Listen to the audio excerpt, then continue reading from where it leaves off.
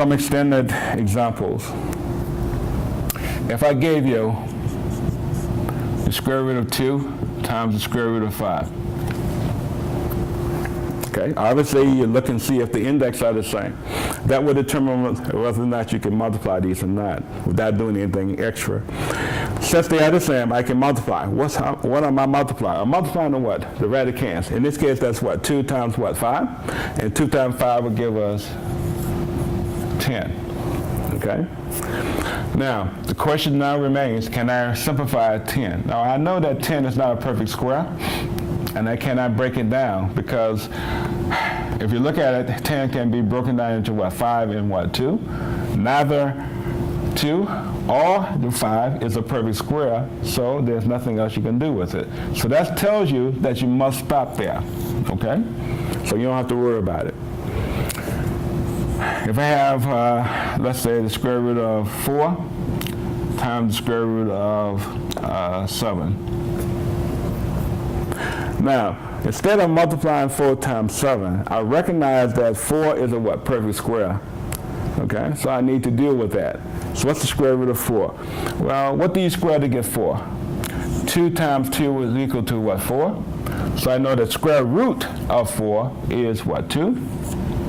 And then I just bring down the square root of what? 7. You cannot penetrate that radical because 2 now don't have a what? Radical, and 7. Okay.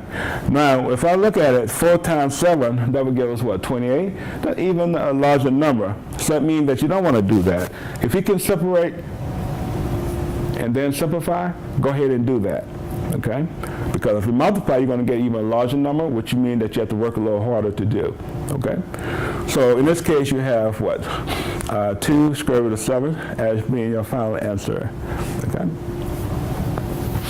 Along with that,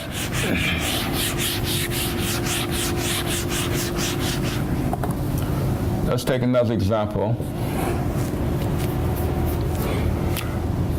We have the square root of 8 times the square root of 27. We have the square root of 8 times the square root of 27.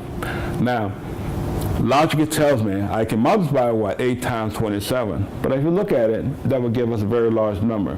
So what we want to do is make sure that you try to break this down because we have to simplify. You just can't leave it as a radical in its unsimplified form. So I know that I can separate this. And keep in mind what I'm trying to separate it into.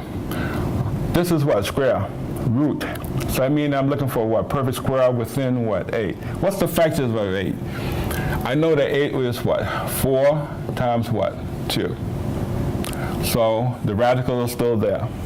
Why did I use 4? Well, 4 is a perfect square, and it goes right in line with what we're trying to accomplish. What about 27? Same thing. 27 is not a perfect square, but I can separate it. I know that what? 9 times what? 3? That is also a what? Correct. We have what? Square root of what? 9 times 3. 9 times 3 is what? 27?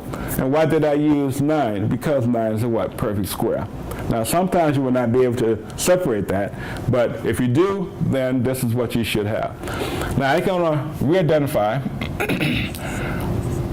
I can separate by definition each one of these factors. Okay? So if you do that, you clearly see that you can do certain things outside and certain things inside. I can take the what? Square root of what? 4. And what is the square root of 4? That is what? 2. I'm going to bring down the square root of 2. What's the square root of 9? Square root of 9 is what? 3. And then we have the square root of what? 3. Now keep in mind I'm multiplying all this. So you multiply what's on the outside, and that is what? 2 times what? 2 times 3. And 2 times 3 will give us what? 6. That's on the outside.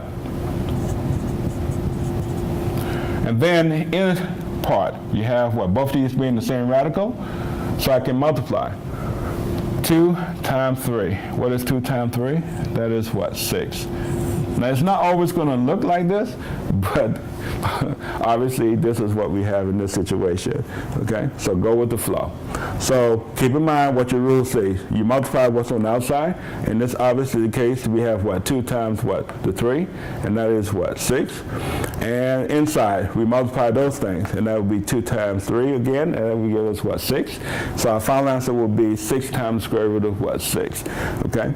Keep in mind that you cannot penetrate that radical, and that will be our final answer.